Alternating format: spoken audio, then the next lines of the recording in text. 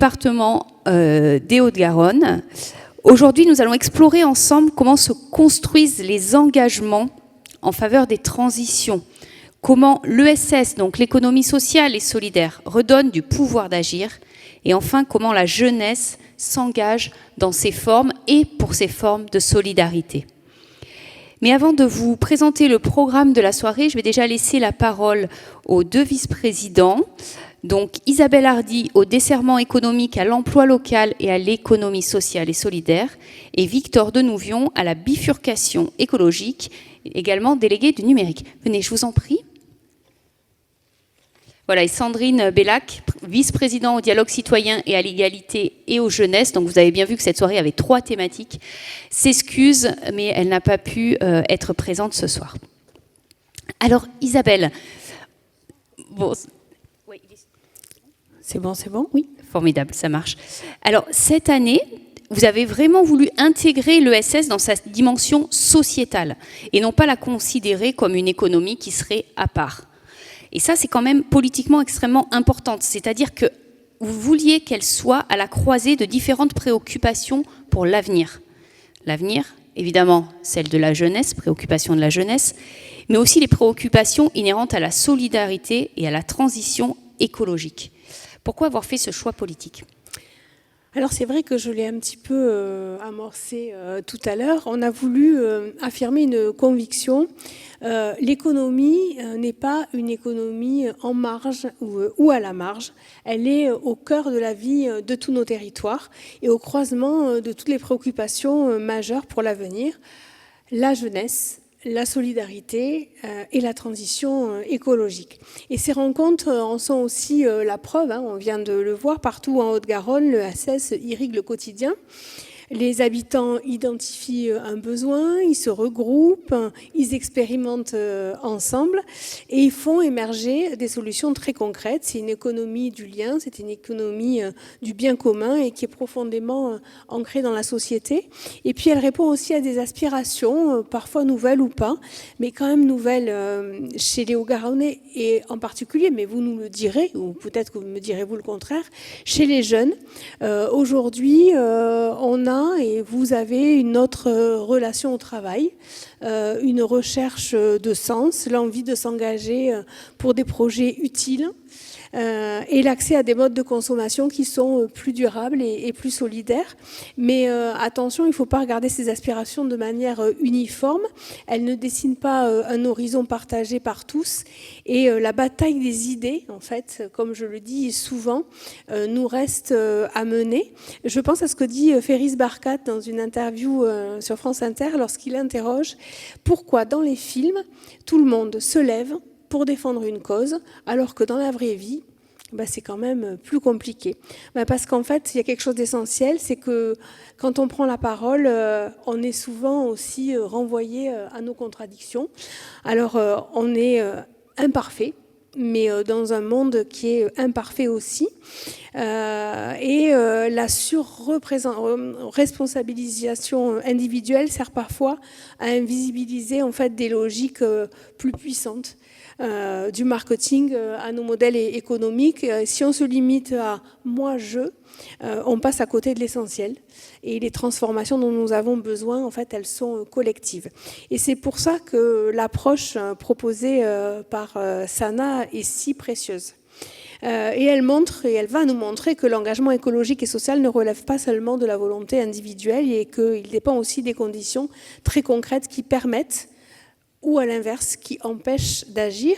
Et je crois que c'est un éclairage indispensable que Sana va nous apporter pour lever ses freins et embarquer largement, parce qu'on a besoin d'embarquer les jeunes, mais aussi les moins jeunes, les habitants des quartiers, mais aussi du périurbain, des territoires ruraux ou de montagne. Aujourd'hui, on vit tous et on travaille tous dans notre couloir de nage. Donc, comment aujourd'hui on arrête et on casse ces silos ? Alors, ceux qui ont l'habitude de m'entendre savent que une collectivité, on est quand même l'exemple de ces silos qu'il faut faire sauter.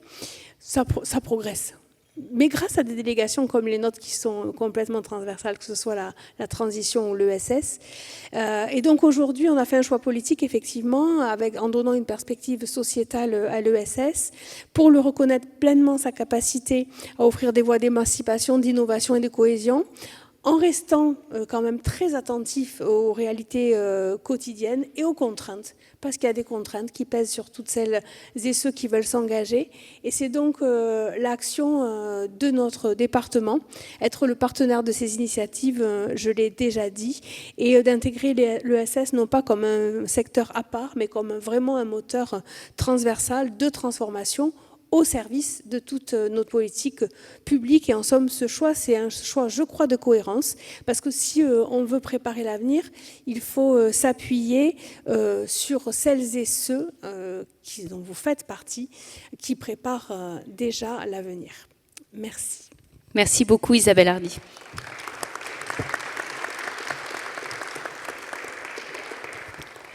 Victor Denouvion, vous êtes donc vice-président à la bifurcation écologique et comme l'a dit Isabelle, pour vous, l'économie sociale et solidaire et l'écologie sont intimement liées, à l'image aussi de ce que propose Sana Setouli dans Banlieue Climat, c'est-à-dire qu'elle œuvre pour une transition qui serait plus juste.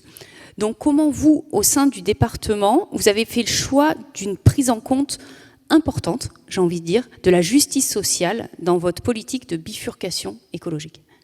Bien, d'abord, bonjour à vous toutes et à tous. Mais ça passe déjà par ça, c'est-à-dire dépasser les silos et sur les événements comme c'est le cas aujourd'hui. Et je remercie vraiment Isabelle et sa direction d'associer finalement les directions des politiques bifurcation écologique et jeunesse dans ces événements. C'est une première marche, mais c'est comme ça que l'on avance.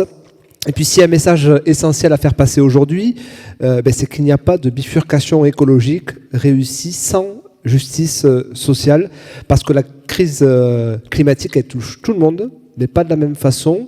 Il y a ceux qui polluent le moins, qui sont souvent ceux qui subissent le plus les crises environnementales. C'est ceux également qui vivent la précarité énergétique, c'est ceux aussi qui ont le moins accès au transport propre, à l'alimentation durable ou encore à l'information.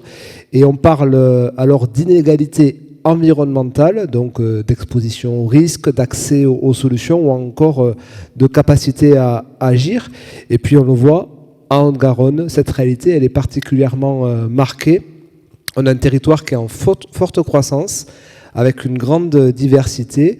On a à la fois un territoire hyper urbain avec Toulouse, périurbain avec sa métropole, rural et de montagne. Et ces contrastes créent des fractures sociales bien visibles, y compris même au sein de la métropole, y compris même parfois dans les communes. Je suis également maire d'une ville au nord de la métropole de 10 000 habitants, où on voit ces fractures au sein même de la ville. Et donc on ne peut pas mener la transition de manière uniforme. Une écologie juste, c'est une écologie territoriale qui est adaptée aux réalités de vie. Et c'est pourquoi donc le département, dont l'ADN, vous le savez, est celui de la solidarité, assume pleinement son rôle. C'est pourquoi aussi on a voté en juin dernier une feuille de route bifurcation écologique. Alors, on appelle bifurcation et non transition écologique. C'est le président du département, Sébastien Vessini, qui l'explique souvent. On a un mur face à nous. On aura beau changer... il faut s'imaginer un mur et il faut s'imaginer qu'on est en voiture. Et on aura beau ralentir, on aura beau changer la voiture, on aura beau passer à l'électrique. Si on ne prend pas un virage, si on ne bifurque pas, on se prendra le mur. D'où l'image et le terme utilisé de la bifurcation écologique. Et donc dans cette feuille de route, on agit pour lutter contre la précarité énergétique, pour l'accès à une alimentation locale de qualité, pour les mobilités durables solidaires, pour l'insertion vers les métiers verts et verdissants. Et c'est là que l'économie sociale et solidaire, elle devient absolument centrale, puisqu'elle fait le lien finalement entre écologie et quotidien. Elle incarne une transition concrète qui est ancrée dans les territoires. Je pense notamment aux recycleries, aux ressourceries, aux circuits courts solidaires, aux chantiers d'insertion écologique, à l'éducation populaire, à l'environnement. et puis elle rend la transition possible pour celles et ceux que les politiques classiques, on va dire, oublient. Elle transforme l'écologie en solution accessible plutôt qu'en contrainte. Et on le voit aussi à travers notre travail avec les jeunes. Ils sont fortement conscients de l'urgence climatique. Ils multiplient aussi les éco-gestes individuels, mais il manque cruellement d'espace pour agir collectivement. Parce que le frein principal, ce n'est pas finalement le désintérêt, mais c'est l'éco-anxiété, c'est le sentiment d'impuissance, c'est le manque d'accompagnement. Et là encore, l'ESS joue un rôle majeur puisqu'elle offre un cadre concret d'engagement, des projets collectifs qui redonnent du pouvoir d'agir. Et des initiatives comme Banlieue Climat montrent bien toute la force d'une écologie populaire et émancipatrice, une écologie finalement par les habitants et pas seulement pour les habitants, une écologie qui parle à toutes les jeunesses et qui ne laisse personne au bord du chemin. Donc si j'avais une phrase finalement pour conclure mon propos, ce serait que économie sociale et solidaire et bifurcation écologique portent un même combat, c'est la transformation de notre modèle. Donc voilà les quelques mots que je tenais à vous dire. Encore un grand merci et bravo pour l'initiative de cette 5e rencontre. J'espère qu'il y en aura encore de nombreuses. Et je le redis, un grand merci de nous avoir associés en tant que politique bifurcation écologique de la collectivité, parce que ça fait partie du chemin qu'on doit prendre, je le crois, pour réussir cette politique. Merci à vous. Merci beaucoup. Merci à tous les deux. Alors, le programme de la soirée, on est ensemble pour 1h15 environ. D'abord, une première partie avec une carte blanche à Sana Setouli qui va nous parler de son parcours personnel, professionnel, jusqu'à son engagement dans Banlieue Climat et son action aujourd'hui, et son retour de Belém. Ensuite, seconde partie, une table ronde sur les ressorts de l'engagement. Comme le disait Isabelle Hardy, l'idée c'est vraiment d'essayer de comprendre qu'est-ce qui fait que l'on s'engage, pourquoi on s'engage a fortiori dans les structures de l'ESS, quels sont les moteurs qui nous donnent envie de changer le monde. Juste ça. Et une seconde table ronde enfin, où là vraiment nous avons souhaité laisser la parole aux jeunes, parce que toujours ces grandes messes où on parle de la jeunesse alors qu'on a mon âge, au mieux. Voilà, il y a un moment, si on veut parler de la jeunesse, il faut que ce soit les jeunes qui s'expriment et qui nous racontent aussi pourquoi ils s'engagent, pourquoi ils sont dans l'ESS, qu'est-ce qu'ils cherchent, en quoi est-ce qu'on pourrait les accompagner, leurs besoins, leurs envies, leurs rêves, parce que l'avenir, c'est aussi ça. Donc ce sera dans une deuxième table ronde, laisser la parole à la jeunesse pour qu'ils puissent construire et trouver leur place en participant à des projets collectifs.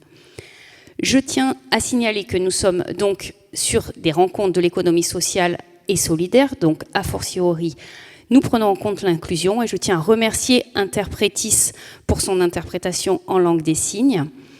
Merci à eux. Et seconde information, cette soirée est filmée, donc si jamais vous ne souhaitez pas voir diffuser votre visage, normalement il n'y aura pas de gros plan si vous vous exprimez pas, mais sait-on jamais, si vous ne souhaitez pas apparaître ensuite sur la vidéo, merci de nous le signaler en fin de séance.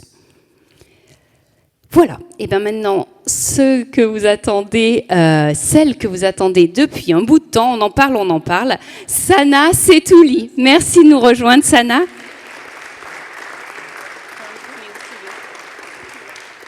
Allez, Sana, tu as 20-30 minutes voilà, pour nous parler un petit peu de ton parcours jusqu'à Banlieue Climat, mais je vais m'arrêter, tu vas le faire bien mieux que moi.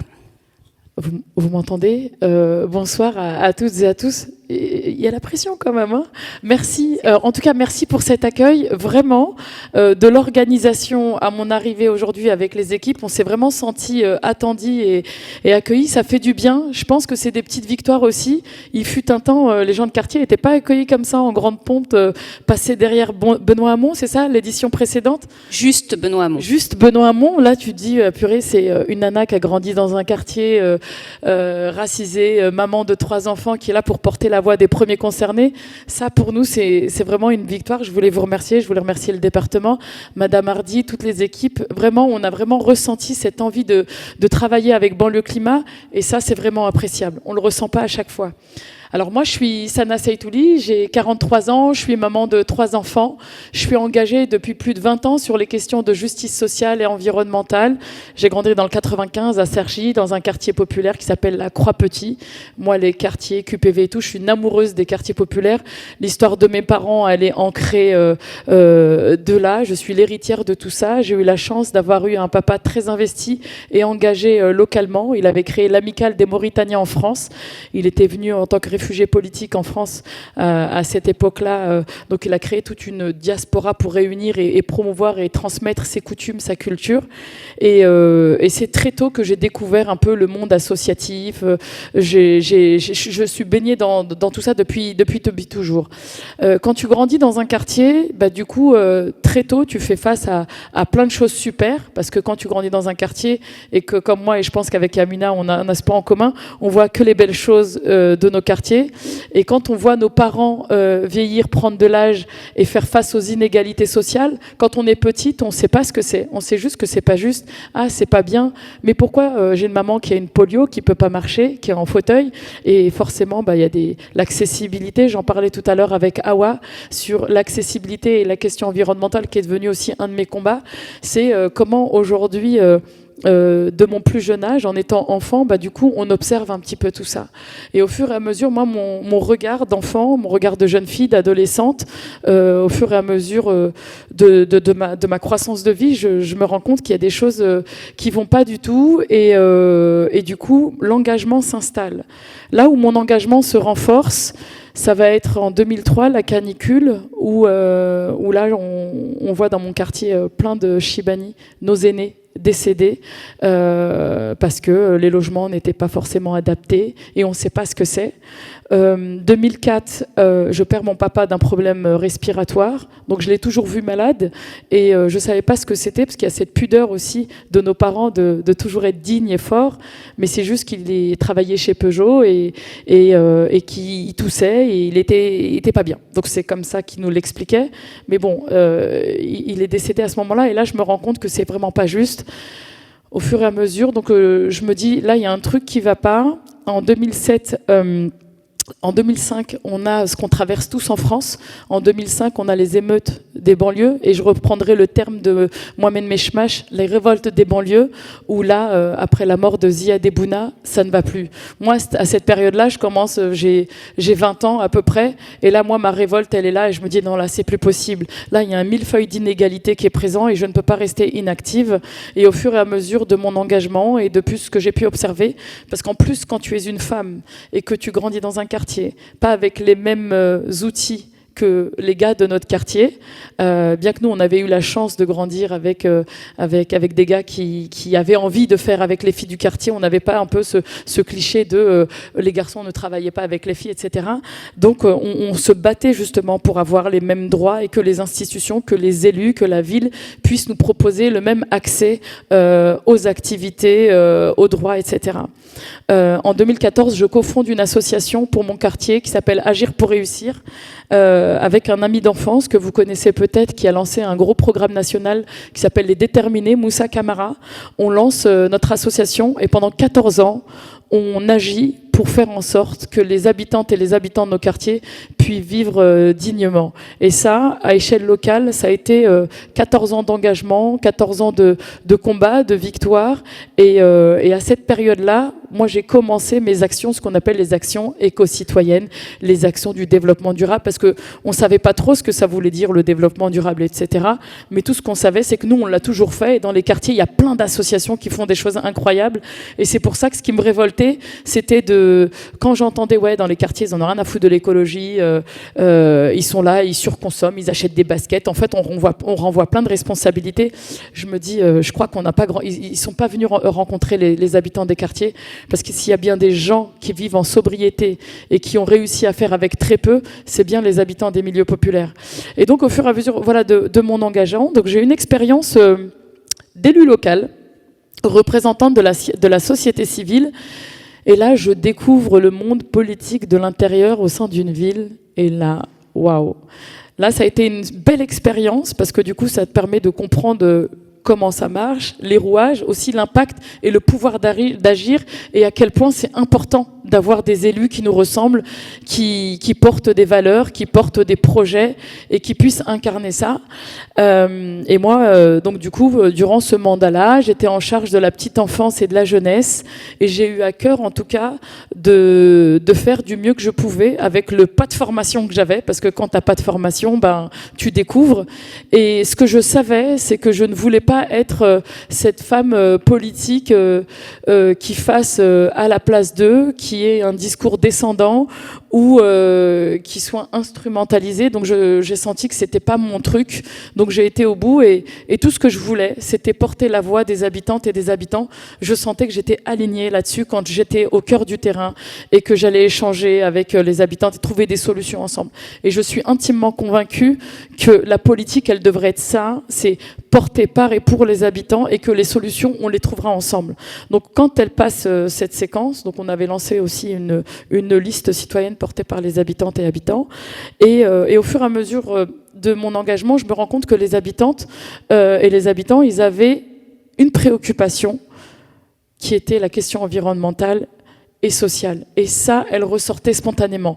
Et quand je vous dis ça, c'est vraiment des gens qui ne votent même pas, des gens qui n'ont même pas, on les écoute pas, on les entend pas. Et au fur et à mesure, au bout de 3-5 ans, moi je suis dans une période, donc là on est dans les années 2014, 2020, et je me sens pas trop bien. Je me dis, il y a un truc qui va pas dans mon engagement. Et j'ai besoin de me réaligner avec ce que je sais faire. Et à ce moment-là, je découvre TikTok, parce que moi aussi, du coup, je deviens vieille, je l'accepte maintenant. Mais en tout cas, je découvre TikTok. Et là, il y a un jeune qui me fait du bien à écouter, c'est Ferris. Je découvre Ferris. Et là, Ferris, je le trouve un peu perché. Et en même temps, ce qu'il dit, c'est ouf, quoi. Il parle de science. Et lui, à ce moment-là, en fait, c'est un gars de 22 ans qui veut sauver sa mère, qui est atteinte d'une tumeur au cerveau. Et il va chercher la recherche et la science. Et lui, sa première volonté, c'est de dire, il faut qu'on décrypte, il faut que je comprenne pourquoi ma mère est malade. Elle n'était pas malade, elle a grandi dans un quartier, on tombe malade, c'est pas normal.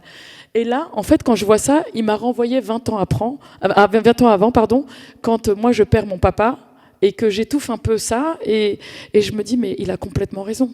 Il a complètement raison de décrypter, de comprendre, et d'aller frapper à la porte de la science pour comprendre. Parce que tout de suite, lui, il allait débattre avec des scientifiques pour mieux comprendre. Et donc, du coup, je rencontre Ferris, et là, tout commence. Donc, il y a eu un truc. On ne sait pas ce que c'est méta, c'est un coup de cœur. Et aujourd'hui, plus qu'un cofondateur, on est liés. Et là, on se fait une promesse. Donc je raconte mon histoire, je lui dis un peu mon engagement. Et lui, il était hyper épaté de mon engagement, de ma mobilisation, de ma capacité à faire sur le terrain. C'est-à-dire que toutes les années que j'ai pu agir sur le terrain, en fait, c'est pas des années pour rien, en fait. C'est des années qui nous ont permis de servir et de gagner du temps lorsque nous avons créé Banlieue Climat. Je vous raconte un peu tout ça parce que ça va vous permettre de comprendre comment, en 3 ans, on a eu un peu cette hype autour de Banlieue Climat, mais c'est pas que 3 ans. C'est 20 ans d'engagement, c'est enfin on nous écoute, et une rencontre avec Ferris, avec Abdelali et Sefiu, le rappeur. Du coup, on décide de se dire, bon ben là, il faut qu'on pose nos compétences, il faut qu'on pose nos réseaux et qu'on réfléchisse à ce qu'on veut réellement. Et ce qu'on voulait réellement, c'était comprendre et décrypter et faire en sorte que plus jamais les familles puissent partir, que des parents puissent décéder de maladies respiratoires ou autres. Et ça, c'était, même si on sait qu'on ne va pas l'empêcher forcément, mais ça, c'était le ciment de notre engagement. Et une fois qu'on a signé ce pacte-là, le démarrage a été fait. On a travaillé sur ce module de formation qu'avait commencé Ferris et on a décidé de rencontrer des scientifiques du GIEC, d'aller frapper à la porte du ministère de l'Enseignement supérieur parce qu'on avait besoin d'une reconnaissance pour qu'on nous prenne au sérieux. Et la reconnaissance qu'on pouvait nous donner, c'était de se dire que si la formation qu'on réalise est reconnue par le ministère de l'Enseignement supérieur, à savoir que l'accès au supérieur pour les gens des milieux populaires, c'est pas ouf, on se dit qu'on va réussir à embarquer les gens. On avait une deuxième chose, c'était comment on fait en sorte que tout ce qu'on apprend des scientifiques et tout ce que nous on ramène du terrain et des réalités, on le vulgarise pour le rendre accessible à toutes et à tous. Parce que ce qu'on ne voulait pas, c'était d'avoir un niveau de quelque chose pour la rendre accessible. Et ça, on a pris un temps fou à adapter cette formation avec des habitants, des jeunes, des mamans, des personnes qui savaient lire ou pas. Et ça, c'était vraiment un temps précieux qu'on avait pris à faire durant l'expérimentation. Et après, on a été sur le terrain, on a choisi 5 territoires, nos territoires à nous. Et on décide de l'expérimenter, on décide de le mettre en pratique. Et là, on sent qu'il y a quelque chose qui prend. Ce qui prend, c'est des nouveaux visages. Ce qui prend, c'est de voir un jeune de 22 ans, comme il avait 20 ans à l'époque, Ferris, porter la voix et de se dire, purée, on a un jeune qui parle bien, il vient de quartier, et c'était ça au début. Mais après, on a commencé à creuser sur, mais purée, ce qu'il dit, c'est pas bête. Et là, aujourd'hui, il est devenu une figure incontournable et surtout un modèle pour cette nouvelle génération. Et nous, on le voit bien aujourd'hui avec les jeunes formatrices et formateurs, c'est incroyable. Et ce qu'on a fait en parallèle, on a repris un objectif qu'on avait intimement enfoui, c'était qu'on voulait accompagner et former des familles, des mamans, des papas. Et on voulait pas le faire au démarrage parce qu'on n'expérimente pas sur les parents. Et on s'est dit, bon, bah maintenant, on se sent assez solides. Et on a décidé de lancer le collectif des mamans pour le climat. Et à partir de là, donc du coup, il y a eu ce même truc qu'il y avait eu avec Ferris, des mamans qui se sont identifiées à moi. Moi, aujourd'hui, maman de 3 enfants, en train d'agir en me disant... c'est dingue, mais on n'est pas juste des mamans. Aujourd'hui, on peut être experte climat, élever nos enfants, être engagés et trouver des solutions ensemble. Et aujourd'hui, Banlieue Climat, c'est une association qui compte 1200 jeunes formés, avec plus de 50 formatrices et formateurs. On a fait à peu près plus de 120 villes. On sillonne un peu toute la France. On n'a pas encore fait Toulouse. Donc, appel aux élus locaux, aux institutions, mais on a hâte de venir intervenir ici à Toulouse. C'est une formation qui est déployée à l'échelle de l'Europe, de l'Italie, de l'Allemagne, bientôt la Belgique. On a été chercher des passerelles avec des universités comme au Maroc, Mohamed V, ou encore en Algérie en avril prochain avec le professeur Nordine Melekeshi, qui est un très grand professeur physicien. Et ce qui est important aussi d'aller travailler avec des pays ressources qui peuvent aussi représenter de nos pays d'origine, c'est qu'en fait il y a une histoire un peu de retour aux sources et d'aller chercher ces énergies et cette fierté que nos parents nous ont souvent transmis. Donc voilà un peu Banlieue Climat, tout ce qu'on incarne, tout ce qu'on porte, et tout ça, ça nous amène vers un autre volet sur les plaidoyers qu'on peut porter. Avec Banlieue Climat, aujourd'hui, on porte des plaidoyers sur les questions de qualité de l'air, sur la mobilité, sur l'alimentation, sur tous ces sujets aujourd'hui qui nous permettent aujourd'hui de devenir un peu référence à notre niveau sur ce qu'on porte. On partagera une petite vidéo tout à l'heure de l'école populaire qui a été créée par les premières et premiers concernés. Et tout ça, en fait, la réussite, on va dire, de tout ça, c'est le fait que ces actions soient portées par celles et ceux qui subissent les inégalités. Et je crois que la recette, elle est ici. Et l'idée, c'est pas de dire, nous, on va travailler entre nous. L'idée, c'est de dire, la voix a souvent été portée par des gens qui nous ressemblaient pas forcément et qui faisaient des choses super intéressantes dans nos quartiers.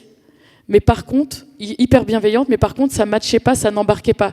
Parce que quand tu grandis pas dans un quartier, quand t'as pas les codes des quartiers, à un moment donné, en fait, tu passes, tu fais ton intervention, mais derrière, il n'y a pas d'impact. Et nous, c'était ça qu'on voulait mesurer. C'est comment on pouvait faire en sorte que derrière, on embarque un peu tout le monde, et surtout, comment on travaille avec toutes ces associations qui font des choses incroyables, mais qui malheureusement, quand ils arrivent sur la question de l'écologie populaire et des milieux populaires, ils nous disent tout le temps, mais Sana, on met en place des actions et il n'y a personne qui vient. Ça ne marche pas. Et ça, on peut le voir quand on voit aujourd'hui, là, on est sur un événement jeunesse, on n'a pas beaucoup de jeunes qui sont présents ce soir. C'est pas que c'est pas grave, c'est que c'est pas normal qu'on n'ait pas de jeunes sur un événement jeunesse, et c'est partout pareil, si ça peut vous rassurer. Mais je pense que quand on a sillonné un petit peu on a sillonné un peu toute la France. En fait, il y avait une question de... Il y en a un petit peu quand même ? Ah, il y en a un petit peu quand même. Et du coup, en fait, le constat qu'on a fait, nous, sur la question de la mobilisation, même notamment au niveau des différents services jeunesse, etc., il y a je vais pas dire une démission des professionnels, mais on sent qu'il y a un essoufflement et qu'aujourd'hui, il y a un regain à redonner. Et aujourd'hui, nous, on a à cœur avec Banlieue Climat de le faire, et de le faire pas que Féris et moi. Aujourd'hui, c'est avec toute une délégation et avec toute une génération de jeunes qui sont formés, qui parlent, et il y a un truc de représentativité. Quand il y a des jeunes qui te ressemblent, de ton âge, qui te parlent de sujets aussi importants, bah forcément, il y a quelque chose de méta qui se fait et qui marche et qui nous embarque forcément. Ce que je peux vous dire aujourd'hui, sur les plaidoyers, sur les actions qu'on a pu porter, il nous a fallu 3 ans pour essayer de convaincre les partenaires. Donc tout à l'heure, on en parlait avec Madame Hardy sur les structures qui nous soutiennent et qui nous accompagnent, comme la Fondation de France, la Fondation européenne pour le climat, et le fait d'avoir un marrainage avec Laurence Toubiana, celle qui a porté les accords de Paris, qui valide quelque part un programme comme celui de Banlieue Climat. Ça ne veut pas dire qu'on a la science infuse et qu'on a trouvé toutes les solutions. Ça veut dire que quand même, on est validé. On est validé par une experte, une figure, en plus une femme. C'était hyper important pour moi. Et aujourd'hui, notre enjeu, c'est comment on réussit à continuer d'agir, comment on continue à s'appuyer sur les acteurs locaux. Notre force aujourd'hui, c'est que quand on vient dans une ville et on vient dans un quartier, on ne vient pas en disant « Banlieue Climat a fait une formation, on vient révolutionner votre quartier ». Pas du tout. On dit on a créé une notion de formation qui va venir compléter vos actions de terrain dans votre quartier et on s'appuie par des structures. Exemple, Yamina, avec sa structure Ma Cantine au cœur, que j'ai rencontrée lors de la Climate House. Donc on est founders au niveau de la Climate House. Je ne sais pas si vous connaissez son association et ce qu'elle fait sur Toulouse, mais moi, Toulouse, quand on me dit Toulouse, je pense à Yamina et tout ce qu'elle fait avec les mamans. C'est juste incroyable. Je sais pas combien ont été mangés dans son restaurant d'insertion sociale et solidaire qui a été créé par les mamans du quartier, mais c'est cité à échelle nationale en exemple. Je ne vais pas vous demander de lever la main parce que j'ai pas envie d'être piqué et d'avoir que de mains levées, mais je vous invite à aller voir ce que l'association fait. Moi, j'y vais demain midi, donc si vous voulez qu'on y aille ensemble, on peut y aller. Mais aujourd'hui, ce sont des associations sur lesquelles on s'appuie. Donc là, avec Yamina, le temps que les associations et les institutions nous appellent pour former des jeunes, on réfléchit à comment on pourrait intervenir localement pour travailler sur une formation auprès des mamans, des jeunes, etc. On s'appuie sur des expertes et des experts de terrain. Et c'est vraiment ce qu'on fait partout en France, c'est on s'appuie toujours sur des acteurs locaux qui agissent. Pourquoi ? Parce qu'une fois que nous, on part, on a repéré des formatrices et des formateurs, mais ceux qui vont rester faire le terrain sur leur quartier, dans leur ville, c'est ceux qui sont là depuis toujours. Et ça, c'est hyper précieux de pouvoir travailler en étroite co-construction, collaboration avec les structures locales. C'est vraiment un peu la méthode qu'on a décidé de mettre en place. Et puis, ça va, je suis pas trop longue. Un petit peu ? T'es pas trop longue, mais on va pouvoir passer au film bientôt. Je te laisse terminer, puis après tu vas nous montrer les images. On passe à l'école et la COP, on met le film et puis après je fais le reste. Ça va ? Sinon, je ne vais pas m'arrêter. C'est toi qui vois. Donc le film ? On fait le film. Allez, le film, s'il vous plaît.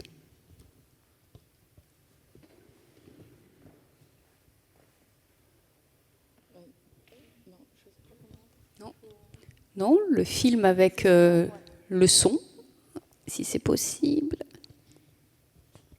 Donc je vous présente Féris Barkat, cofondateur de Banlieue Climat.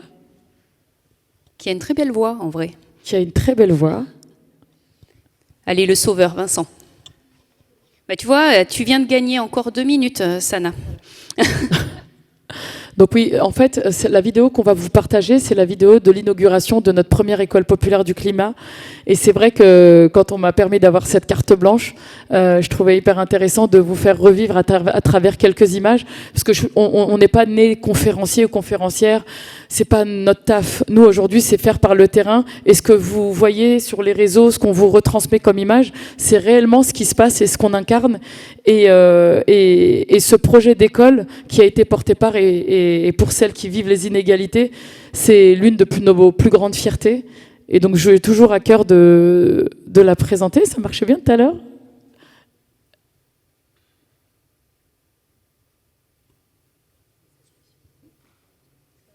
Là, c'est bon. Non. Windows est désolé. Bon, ben... Oh, c'est pas grave. Oui, c'est pas grave. En tout cas, cette vidéo, pourquoi je voulais vous la présenter ? Parce qu'elle permet de vous... Ah. Qui crée des écoles ? Qui ouvre des écoles ? T'ouvres un compte en banque ? T'ouvres une épicerie ? T'ouvres pas une école ?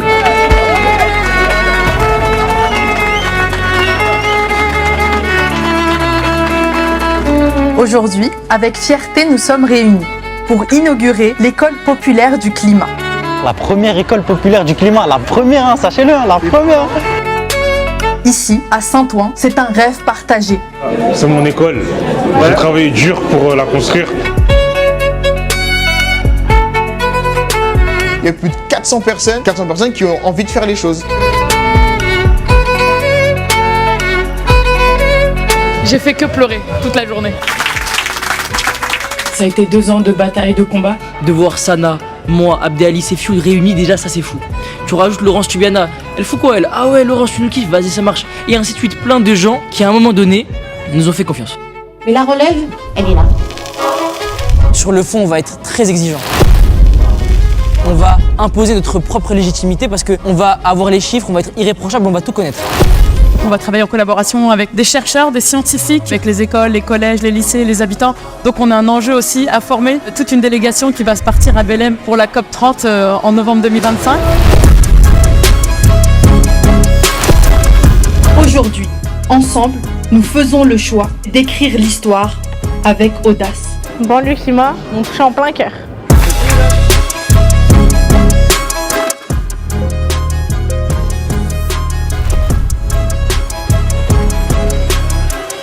Aujourd'hui, c'est ça, Banlieue Climat. Moto, c'est une école. Qui crée des écoles? Qui ouvre des écoles? C'est mieux que du blabla. Hein. T'ouvres une épicerie, t'ouvres pas une école.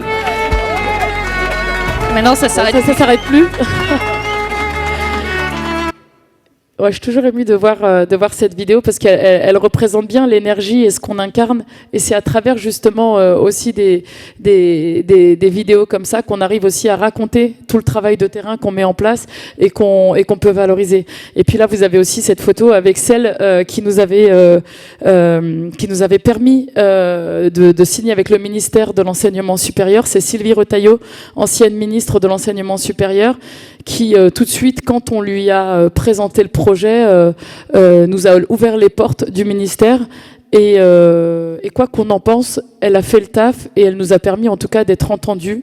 Et aujourd'hui, on est à l'étape 2 avec le ministère aujourd'hui pour travailler sur un diplôme diplômant niveau bac plus 2. Donc pour reprendre un peu ce que je disais, c'est là on est un peu, on est quoi, début décembre. Il y a quelques semaines, on est rentré du Brésil.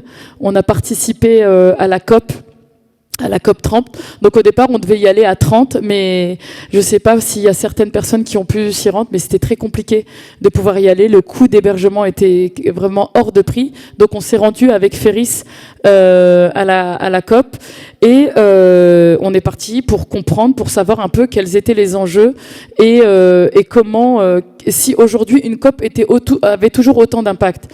Alors effectivement, vous avez pu suivre un peu les différentes étapes, péripéties avec la structure qui a pris feu. Néanmoins, nous, tout de suite, quand on est arrivé à Belém, on s'est retrouvé avec les premières et premiers concernés, avec les indigènes qui ne pouvaient pas rentrer dans la COP. Et donc, du coup, on était encore avec nos valises, que tout de suite, on était avec eux. Et notre combat, c'était de faire en sorte qu'ils puissent rentrer et puissent être entendus par les autorités. Bon, on a interpellé, je ne sais pas si vous avez pu voir une vidéo de Ferris qui a interpellé Lula pour faire en sorte que ces personnes puissent intégrer. Donc on a une réponse de Lula. Donc l'impact de Ferris est vraiment international. On était très surpris.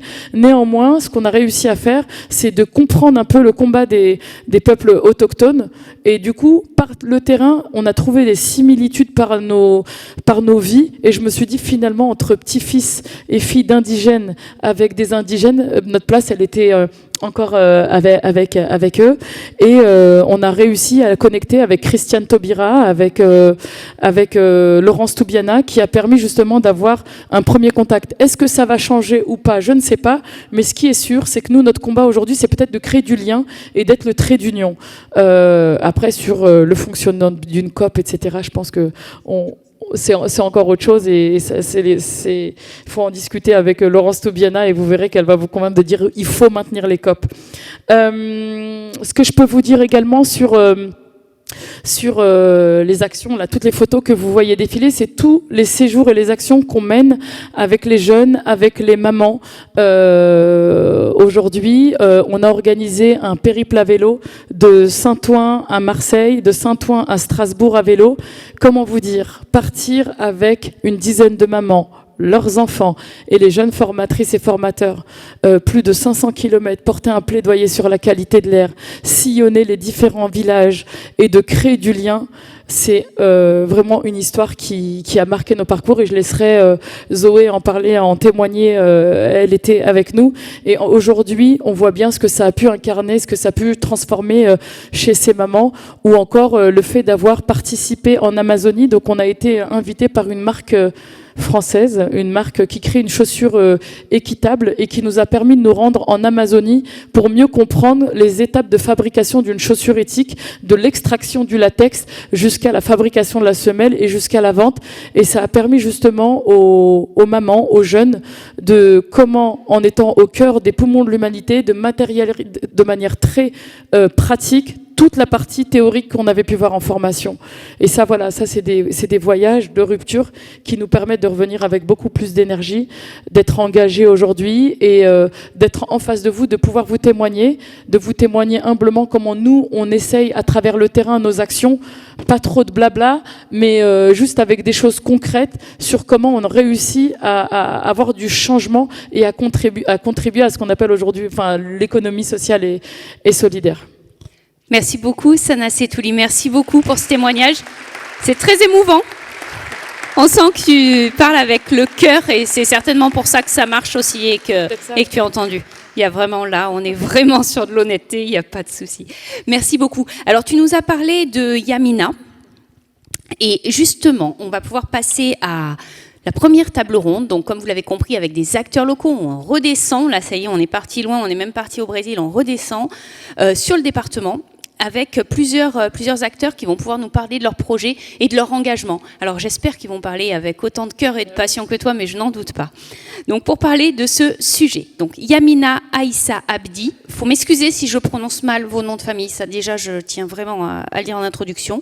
Yamina, vous êtes cofondatrice de l'association Au cœur de ma cantine et du projet Si ma cantine était comptée. Yamina, ah mais Yamina, ça y est, je ne voyais pas, pourtant au milieu, hein. Allez, venez me rejoindre. Également avec vous, Pauline Elarar, directrice de l'association Yuzu, qui est une plateforme de remise en état et vente, location de matériel médical pour enfants en situation de handicap. Merci, mesdames, de nous rejoindre. Eh bien, Yamina, on va peut-être commencer... voilà, elles ont des micros normalement, ouais, super. On va peut-être commencer avec vous sur vraiment la naissance de l'engagement. Est-ce que vous pouvez nous raconter en quelques mots la naissance de votre projet? On imagine facilement qu'il y a une liaison, qu'il y a une histoire entre professionnel et personnel, bien évidemment. Mais est-ce que vous pourriez nous en faire part, s'il vous plaît? Oui. Bonsoir à toutes et tous. Merci pour l'invitation. Moi, la naissance de mon engagement, elle débute en 2010-2011. Donc moi, comme Sana, hein, je suis née dans un quartier populaire. Dans le Poitou-Charentes. Donc, je suis mère de 5 enfants. Et j'arrive à Toulouse en 97, au quartier Isard 3 Cocus. Donc, j'ai kiffé ce quartier parce que c'était une ambiance village, ambiance famille. Parce que nous, dans les quartiers, c'est pas que nos parents qui nous éduquent, c'est toute la cité. Et ça, les grandes familles... je kiffe et voilà, c'est comme ça que je suis arrivée aux Isards avec ce beau quartier et cette belle ambiance village et puis avec des gens magnifiques, avec des plats qui se baladent dans tout l'immeuble et avec tout ce qu'on vit de collectif. Donc d'un problème individuel, on le règle en collectif. Comme disait Dalila, à qui je pense énormément, elle me disait quand on pleure ensemble et quand on rit ensemble et quand on fête et on est joyeux, on l'est ensemble. Voilà, c'est comme ça. Et après, en 2010-2011, donc on fait face à la rénovation urbaine. Donc rénovation urbaine à Toulouse qui se passe pas très bien. Il y a des réunions de concertation qui se mettent en place. Il y a la violence qui explose parce qu'il y a des bâtiments qui tombent. il y a le deal qui prend une place énorme et il y a des guerres de territoire. Donc on vit un premier décès en décembre 2013 dans mon immeuble. Et nous, on a créé l'association Isar Attitude avec 2 autres mamans dans la douleur. Donc tous les jours, on pleurait. Tous les jours, on pleurait parce qu'on a notre immeuble qui est squatté, on a le deal qui prend une place énorme. Et on habite un immeuble où on a le centre médico-pédopsychiatre qui déserte parce que c'est dangereux. Et on a Toulouse Métropole Habitat, notre bailleur, qui se fait une entrée à l'extérieur de l'immeuble. Et donc, reste nous, habitantes et habitants, livrés à nous-mêmes. Et là, forme d'injustice que je ne supporte pas, je dis, mais comment se fait-il que nous soyons livrés à nous-mêmes et que tout le monde déserte en fait? Et c'est à ce moment-là que je me mobilise avec les autres mamans du quartier. Donc on part de 3 mamans, mais après toutes les mamans se rallient à notre cause et puis on essaye de trouver des solutions. Nous, on a vécu le chaos dans notre quartier. Donc on a vécu une dizaine d'assassinats en l'espace de 10 ans. Voilà, donc quand on a vécu le chaos, il n'y a plus rien qui peut... ça ne peut pas être pire que pire. Et donc, voilà, je me mets avec d'autres femmes et puis on essaye de trouver des solutions à nos problèmes. Et voilà, donc on crée Isar Attitude. Moi, je ne savais pas ce que c'était qu'une asso, même si on se rend toujours des services dans les quartiers. Et puis voilà, il faut créer une asso, il faut trouver un président, un membre du bureau et puis secrétaire et puis trésorier, donc je ne connais rien du tout, mais on y va, on fonce. Tout le monde se fout de nous parce qu'ils disent des femmes qui montent une asso dans un quartier alors que c'est le chaos. Tout le monde nous a dit, mais les gens ils se sauvent et vous allez à la front. Je dis, ouais, parce que nos enfants, on a des enfants qui vivent dans ces quartiers, puis on n'a pas envie de les voir tomber et on n'a pas envie de les voir ou en prison ou, comme dirait, dans une tombe. Donc voilà, on se mobilise et puis... on est accompagné par le centre social. On a un centre social dans un quartier, puis après, on s'organise, nous. Moi, ce que j'ai vu dans mon quartier, c'est des partenaires et des habitants, mais pas de cohésion entre tout le monde. Pas à ce moment-là. Et après, donc, vous arrivez au projet de cantine. Après, on arrive un peu, je suis désolée, Yamina, faut m'excuser, donc, mais il y a non, mais c'est pour comprendre mon engagement. Après, on arrive au projet de cantine. Donc, en 2018, Toulouse Métropole Habitat décide d'installer une friche en bas d'immeuble. Donc, une friche où un maraîcher, Bertrand Desgranges, fait pousser des légumes. Les habitants le voient faire, mais ne s'intéressent pas trop à ce qu'il fait, parce que faire pousser des légumes dans un quartier... c'est pas commun, en pied des tours. Et puis voilà, moi je m'intéresse à ce qu'il fait, donc je monte des ateliers jardinage avec les enfants, avec les femmes du quartier. Et puis dans le même temps, à la région, il y a une grande conférence sur l'alimentation avec Edgar Morin et que des grosses pointures qui sont déjà conscientisées. Et quand j'y vais, je me dis, mais il n'y a pas les quartiers.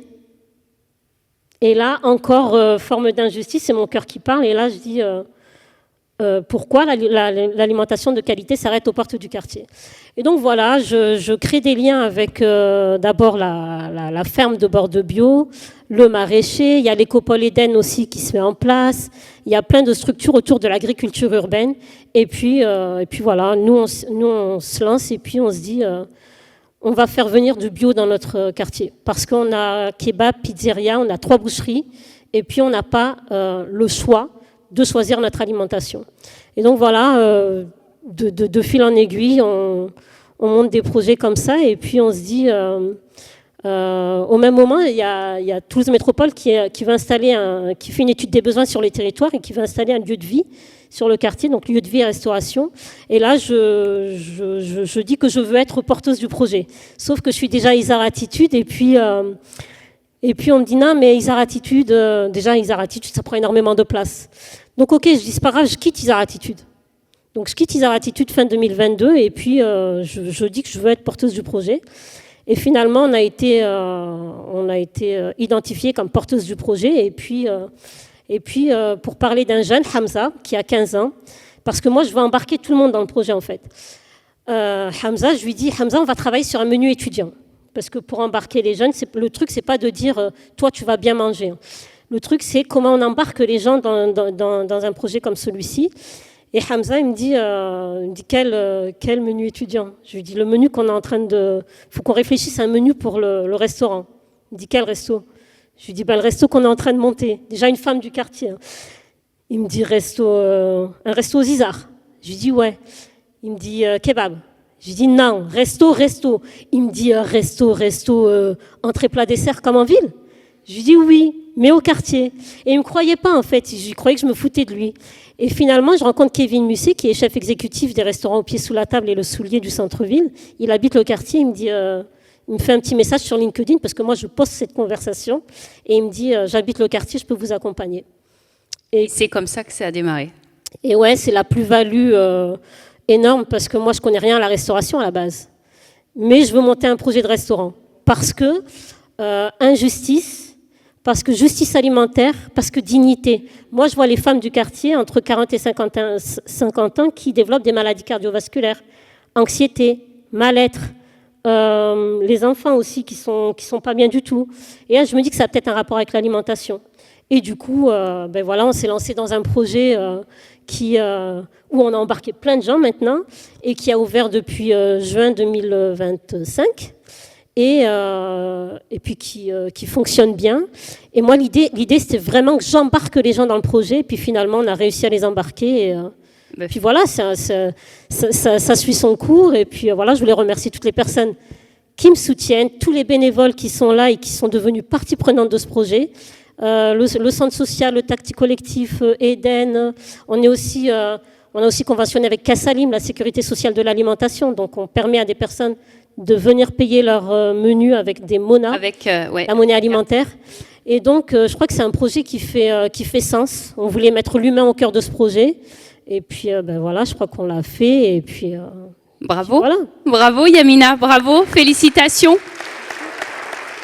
C'est incroyable de voir la force du territoire comme dans ton parcours. C'est vraiment l'ESS, ça vient du territoire. Là, elle ne le dit pas humblement, mais à échelle nationale, elle est vraiment reconnue. Et le projet à Toulouse, elle fait rayonner le territoire. Bon, je vais spoiler un peu, mais on va organiser un gros événement chez elle avec plein de personnalités du monde de l'engagement, avec des experts et des grandes figures. Et pour vous dire à quel point, quand l'action part par celles et ceux qui subissent les inégalités, à quel point ça peut avoir de l'impact et puis contribuer au rayonnement de votre territoire. Moi, je suis trop fière de toi. Hein. Félicitations. Maintenant, un autre projet qui est aussi extrêmement engagé. Alors là, Pauline, je ne sais pas si vous allez nous parler territoire ou histoire personnelle ou que sais-je, mais en tout cas, vous travaillez avec des familles et des enfants en situation de handicap. Donc c'est un projet qui est vraiment ambitieux, puisque même économiquement, puisque vous touchez une niche qui est souvent invisibilisée. Excusez-moi pour le terme niche, c'est peut-être un peu déplacé, mais en tout cas très peu de personnes, mais qui ont réellement des besoins non pourvus. Donc quel a été pour vous le déclencheur de ce projet? Qu'est-ce qui vous a donné envie de travailler dans cet univers-là? Merci pour l'invitation. Un peu difficile de passer après Yamina. Mais en effet, Yuzu, c'est une association qui est toute jeune, qui existe depuis 2 ans. Et on fait du réemploi de matériel médical pour les enfants en situation de handicap. Essentiellement parce que, contrairement à ce qu'on pense, tout le matériel n'est pas assez pris en charge financièrement par la sécurité sociale. La deuxième chose, c'est que parfois il existe des aides financières, mais les délais de traitement des dossiers sont trop longs malheureusement, et c'est décorrélé au rythme de croissance des enfants. Et le troisième constat, c'est la particularité des enfants, c'est qu'il y a la croissance qui fait qu'il y a un turnover très important de matériel. Et oui, c'est vrai que ça me fait pas plaisir quand on dit le terme niche, parce que moi c'est mon quotidien, donc j'ai l'impression qu'il y a des enfants qui sont partout et qui ont des besoins en matériel. Et il faut pas oublier que les enfants d'aujourd'hui, c'est les adultes de demain. Et on parle de la jeunesse, et il n'y a pas de raison d'exclure ces enfants-là. Et l'importance de faciliter l'accès au matériel médical, ça permet de ne pas les exclure, de ne pas les isoler. Parce qu'un enfant qui n'a pas de fauteuil roulant, c'est un enfant qui ne peut pas sortir de chez lui, qui ne peut pas aller à l'école, qui ne peut pas accéder à la vie sociale, aux loisirs aussi. Tout le matériel de loisirs adapté est aussi important. Et pour répondre à votre question, alors pour l'histoire de Yuzu, je l'ai un petit peu expliqué, et puis pour répondre un peu plus personnellement à cette envie d'engagement, je suis dans le milieu du handicap depuis 10 ans, et j'ai même envie de dire depuis toujours. On est tous un peu concernés de près ou de loin par le handicap. Je suis sensible aux injustices depuis toujours aussi, et je pense que c'est un peu notre point commun à toutes. On a un petit côté rebelle, un petit côté envie de résoudre des problématiques qui nous semblent injustes et qui nous révoltent. Je suis orthoprothésiste de formation, donc je fabriquais des attelles durant 4 ans pour des enfants en situation de handicap, et j'étais au quotidien en contact avec les familles qui m'expliquaient leurs difficultés d'accès au matériel. J'étais aussi, parce que c'est aussi des raisons personnelles qui font qu'on se lance dans un projet, c'est pas que de l'altruisme, mais c'est aussi parce que je me sentais pas forcément à ma place dans l'entreprise dans laquelle je travaillais. Je me suis dit, j'ai de l'énergie, j'ai des idées, il y a des gens qui ont besoin, peut-être que ma place, elle est... alors dans l'économie sociale et solidaire, je ne savais pas que j'allais y atterrir, mais en tout cas, le projet m'a amené ici, et je ne le regrette pas du tout. J'ai rencontré des personnes extraordinaires, et je crois que c'est tout ce que je voulais dire pour la question, répondre à la question. Merci beaucoup Pauline, et félicitations. Alors on a parlé territoire, on a parlé... besoin de justice sociale aussi, d'inégalités qui vont nous pousser à l'engagement. Il y a aussi le collectif. Ça, dans l'ESS, c'est aussi quelque chose que vous avez soulevé, cette envie de faire ensemble, de travailler ensemble pour arriver à créer quelque chose de nouveau. Et j'aimerais qu'on entende Morgane Thomas. Morgane, je sais pas. Morgane, vous êtes là, super. Alors, vous êtes cofondatrice et coordinatrice de Execo. C'est la première ressourcerie dédiée au sport en Haute-Garonne. Et est-ce que vous pourriez nous expliquer, puisque c'est quelque chose que vous aimez rappeler, vraiment que le succès de votre activité, elle tient aux multiples partenariats que vous êtes arrivés à construire. Donc, est-ce que vous pourriez nous en dire un peu plus sur vraiment cette dimension, cette dynamique que vous avez mise en place? Alors, c'est bon, on m'entend bien là? Oui, on vous entend parfaitement. Bonsoir tout le monde. Du coup, oui, au sein de Execo, j'aime bien rappeler la phrase que seul on va plus vite, et je pense que vous l'avez déjà entendu, et ensemble on va plus loin. Du coup, nous, depuis le démarrage de l'association Execo, qui a bientôt, qui va faire 4 ans et demi, on a toujours essayé d'aller au contact des acteurs locaux, comme Sana, tu le rappelais, c'est hyper important. Du coup, l'association Execo, on est à la frontière entre le milieu du sport, le milieu de l'économie sociale et solidaire, le milieu aussi de la précarité sociale. Et donc, c'était important pour nous de s'entourer de tous ces acteurs-là. Par exemple, dans le réemploi, il y a énormément d'acteurs sur le territoire. Et je pense que vous en avez eu là, si vous avez pu passer sur les stands ce soir. On a au moins fait une action avec l'ensemble des partenaires qui étaient là sur les stands ce soir. Donc par exemple, on a mené avec KSK une grande vente d'articles de sport à leur côté, mais également à la cartoucherie. On s'est associé avec la glanerie, d'autres acteurs comme Emmaüs, pour vraiment essayer de porter la voix du réemploi solidaire sur différents territoires. Mais après, ensuite, c'est aussi d'autres acteurs sur la réduction des déchets. Donc, il peut y avoir Miam Up, il peut y avoir Hector le collector, où on va venir parler ensemble de comment, oui, sur le sport, on va venir réduire notre impact, mais également sur l'alimentation, sur la mobilité. Et ensemble, on va aller vers la même voie. Voilà, un peu les synergies que l'on peut faire, et ça peut être autant sur des acteurs institutionnels. Donc, encore une fois, merci au département de la Haute-Garonne de soutenir.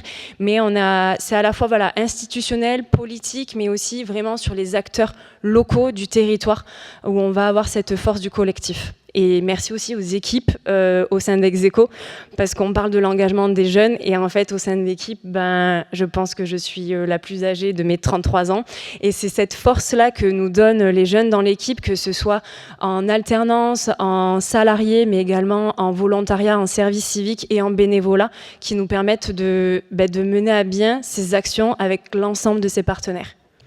Bravo, félicitations également. Bon, on a hésité, mais on a décidé quand même de faire de l'inclusion et de faire parler un homme ce soir. Voilà, Cédric Le Fur, on s'est dit allez pourquoi pas. Vous êtes cofondateur, je blague hein, bien évidemment, hein. Donc, pour une fois que c'est inversé, c'est ça. Vous êtes cofondateur, c'était mon petit plaisir personnel, ça y est, c'est fait. Vous êtes cofondateur et directeur de Faire Éco.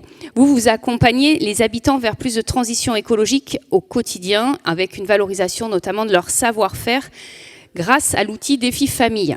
Donc vous n'êtes pas si loin aussi de l'action de banlieue climat. Vous travaillez avec différents outils. Ça, je viens de le dire. Est-ce que vous pourriez nous les décrire un petit peu, nous expliquer justement comment vous mettez en place ces actions auprès des habitants? Oui, alors Magali, tu m'as coupé l'introduction parce que justement j'allais dire je suis le seul homme et j'ai presque un peu honte pour mes congénères.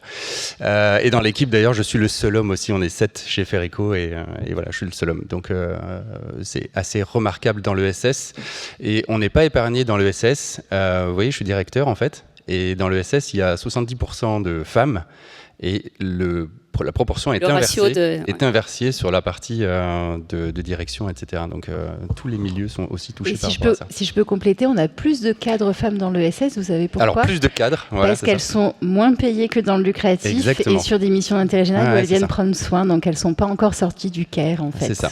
Donc Sandra Rousseau, la directrice de la Chambre régionale de l'économie sociale et solidaire, elle sait ce qu'elle dit.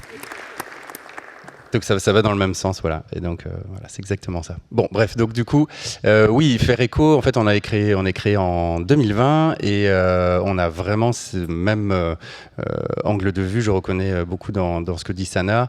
On n'a pas les mêmes parcours. Voilà, je suis pas racisé, j'ai pas grandi dans un quartier populaire.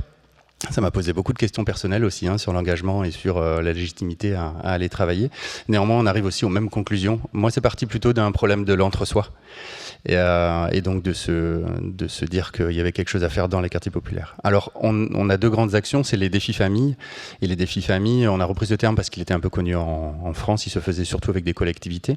On a voulu le rendre plus associatif et plus construit en fait avec les habitants. Et donc ce sont des parcours d'ateliers très pratiques. Faire Éco, c'est faire en français, on fait des choses. Et donc c'est des ateliers autour des éco-gestes. L'idée, c'est de le faire en collectif et surtout de revaloriser en fait tout ce qui est déjà fait au sein en fait des familles dans les quartiers populaires. Et on est davantage dans un partage de choses qui sont déjà faites que dans une transmission de choses très nouvelles. Donc on ancre des choses et surtout ce que l'on va chercher, c'est relégitimiser la parole de l'écologie au sein des milieux populaires. C'est-à-dire qu'elle puisse s'emparer de cette question-là. Je dis elle parce que évidemment on a 75% de femmes. Et quand je parle de famille, donc elles peuvent inviter ensuite les voisins, les voisines, leurs maris éventuellement et les enfants surtout aussi aux ateliers. Donc les outils qu'on a, ce sont des ateliers d'éducation populaire, des parcours d'ateliers, c'est-à-dire que nous, comme principe d'action, on a vraiment le fait de travailler dans la durée et donc de s'inscrire comme à un club autour de l'automne et ensuite de faire des ateliers depuis novembre-décembre jusqu'au mois de juin. Et je termine avec ça parce que dans ces défis famille, on a également, et moi je venais pas de cette culture-là, sociologie, etc. Moi je suis ingénieur de formation, donc l'idée c'était d'avoir aussi dans l'équipe d'autres profils et également de monter un programme de recherche qu'on est en train de lancer avec des gens qui sont plus dans la sociologie. Mais depuis le début, on a eu envie de faire ça et notamment d'avoir des entretiens avec les gens dans leur intimité, voire même à domicile, quand les gens nous ouvrent leurs portes, pour pouvoir savoir comment ça se passe, où est l'engagement, où est la mobilisation, quelles sont les problématiques qui sont en jeu, etc. etc. Souvent, c'est la santé qui arrive en 1, très clairement. Et le budget et l'écologie, finalement, sont des choses qui arrivent ensemble. L'écologie est assez profonde. Je reviens sur ce que tu disais, Sana. Ça venait aussi beaucoup d'une transmission qui venait des générations précédentes, avec ce souvenir d'une dame qui disait « Mais évidemment que l'eau, c'est précieux. Moi, j'ai ma grand-mère qui allait chercher au puits, en fait, au village, au Liban, etc. » Donc ça, c'est très touchant, en fait, de rentrer dans l'intimité des gens, d'avoir ces parcours-là, parce que ça nous aide aussi à en parler beaucoup plus, notamment dans des milieux auxquels, du coup, moi, j'ai accès. Et donc, quand on fait des défis famille avec aussi d'autres milieux plus aisés, etc., on se rend compte que ces gens sont très légitimes à parler d'écologie. Par contre, après, quand on regarde ce qu'ils font, c'est plus compliqué. Et donc, on porte cette voix aussi, d'une façon différente, auprès d'autres milieux également. Merci je pourrais en parler pendant des heures aussi. Mais on peut aller vous voir ensuite pour discuter de Faire Éco. Merci beaucoup. Sana, une réaction, un mot, une émotion, je ne sais pas, par rapport à tout ce qu'on vient d'entendre ? réaction. Moi, je suis hyper contente d'avoir ces témoignages. Donc, le côté un peu sororité, moi, je kiffe à fond de voir autant de femmes porter des mouvements et des organisations aussi utiles qu'elles soient. Et aussi, vous le disiez tout à l'heure, vous êtes le seul homme et il y en a, et c'est bien, et c'est comment on fait la place. Moi, ce que ça me renvoie un peu tout ça, c'est comment aujourd'hui on peut aller chercher d'autres acteurs de terrain, notamment des milieux populaires qu'on pourrait mettre en lumière et se challenger pour se dire, allez, en vrai, l'année prochaine, on va revenir avec plein de jeunes qu'on aura formés, avec plein d'associations qu'on aura associées. Et puis c'est vraiment un pari, un défi qu'on peut se lancer ensemble, se dire comment on peut créer le lien entre ces différents milieux et comment ensemble avec les acteurs de terrain. Moi, je suis vraiment partante pour. En vous écoutant, j'avais envie de challenge en me disant, cette assemblée, elle serait incroyable si on travaillait ensemble sur un projet commun. Mais bravo pour ce que vous faites. Super. Allez, un nouveau challenge. Merci beaucoup, les filles. Je vous laisse reprendre vos places. Sana, tu restes avec moi. Voilà, on a parlé de formateurs banlieue climat, et c'est bien, ça me fait une transition toute faite pour la seconde partie de cette soirée, donc sur la jeunesse. Voilà, comment l'ESS, enfin les jeunes, travaillent et choisissent leur engagement dans une des formes de l'ESS. Alors, pour parler de ce sujet, donc 2 formateurs de banlieue climat nous font le plaisir et l'honneur d'être parmi nous. Zoé Detelot et Faisal Maïga. Oh, excusez-moi encore si je prononce mal, s'il vous plaît. Venez nous rejoindre, je vous en prie. Mélissa Esplande-Verger qui nous rejoint aussi. Mélissa, voilà, venez, je vous en prie, Mélissa, qui va pouvoir nous parler de son parcours engagé. Et Elsa Bessière qui est alternante chez Miamup. On en parlait tout à l'heure aussi. Bienvenue, Elsa.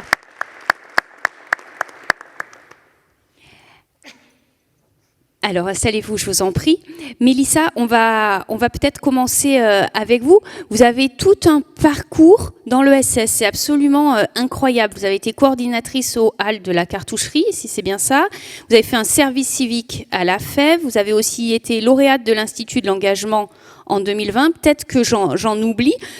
Moi, ma question, c'est est-ce que vous avez toujours souhaité travailler dans une structure de l'économie sociale et solidaire, ou est-ce que vous avez toujours voulu travailler, que sais-je, dans l'humain, dans la solidarité, vous aviez un besoin de justice, et du coup, il s'est avéré que forcément, les structures qui vous ont accueillis faisaient partie de l'ESS. Comment ça s'est passé ?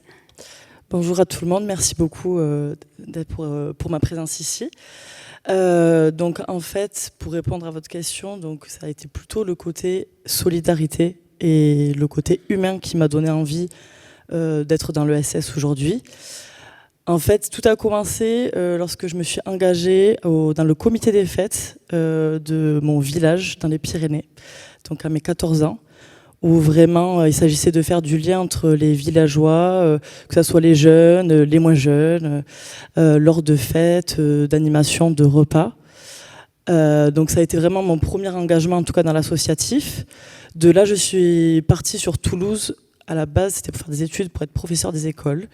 Donc, bon, comme quoi, des fois, ça change. Et puis, en fait, grâce à des discussions que j'ai pu avoir avec mes professeurs de l'université, mais également avec mon entourage, je me suis rendu compte que peut-être que le domaine de l'ESS était plutôt là où je voulais être. J'ai fait donc mon service civique, effectivement, à la FEV, donc à la Reinerie, où j'ai monté plusieurs projets avec les habitants du quartier. Et en fait, ce que j'ai aimé, c'est vraiment de retrouver cet esprit village que je connaissais bien, et vraiment cette solidarité au sein des quartiers, qui est vraiment incroyable. Et il y a beaucoup de choses qui s'y passent, effectivement, il y a plein de choses.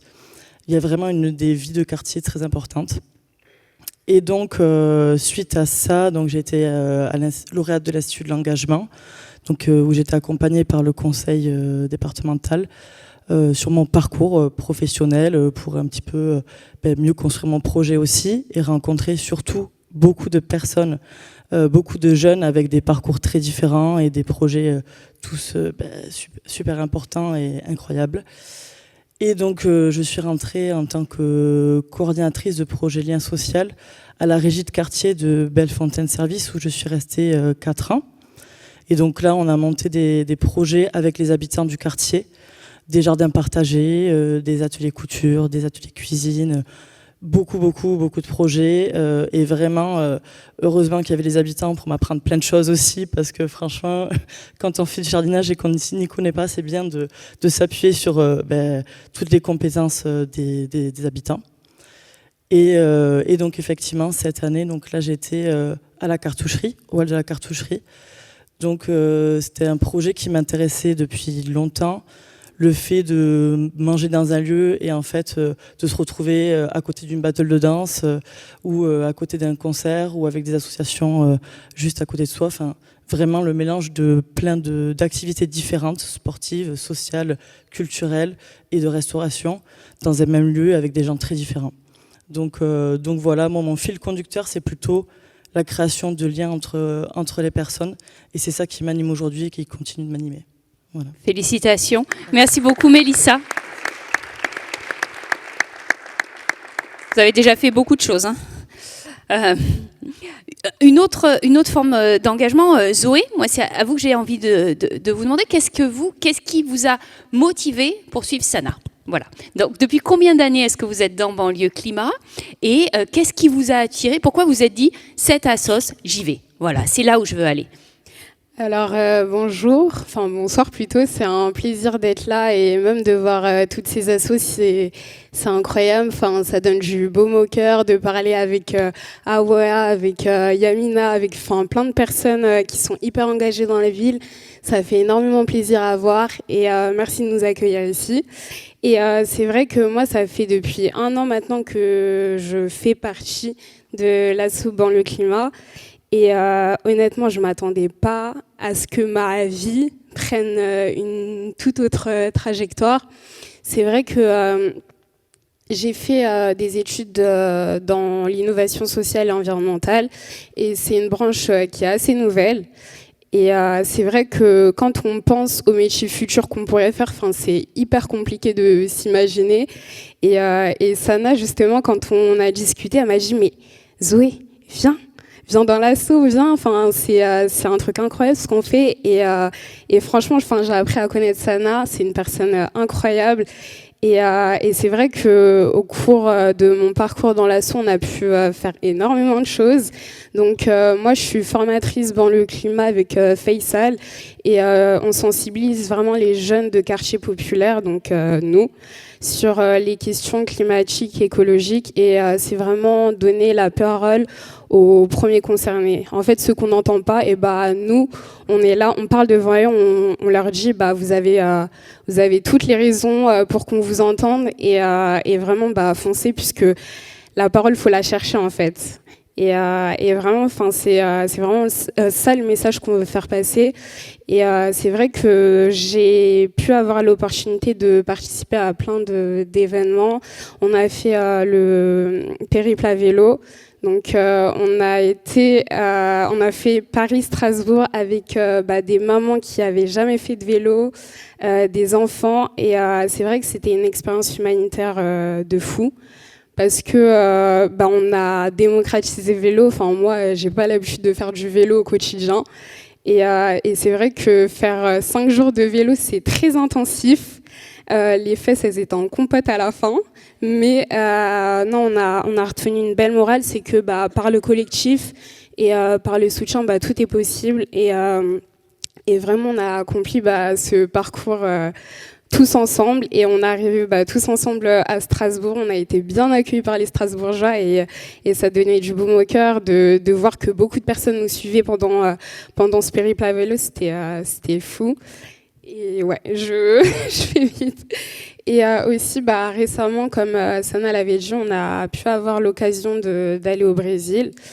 Donc on a fait Sao Paulo, puis après on est parti à Rio Branco, donc c'était vraiment dans le cœur de l'Amazonie. On a parlé avec des ECO, des seringueros aussi. Donc, c'est les personnes qui extraient du caoutchouc. Et on a parlé avec eux, leur quotidien, on a vu comment ça pouvait être. Et on s'est rendu compte qu'en fait, ils avaient les mêmes difficultés que nous. Eux, c'est la déforestation.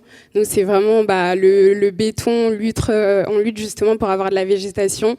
Donc, c'est vraiment ça. Et en fait, à travers, on n'avait pas forcément les mêmes langages. Mais en fait, on arrivait à se comprendre parce que il y avait, je sais pas, cette force qui était,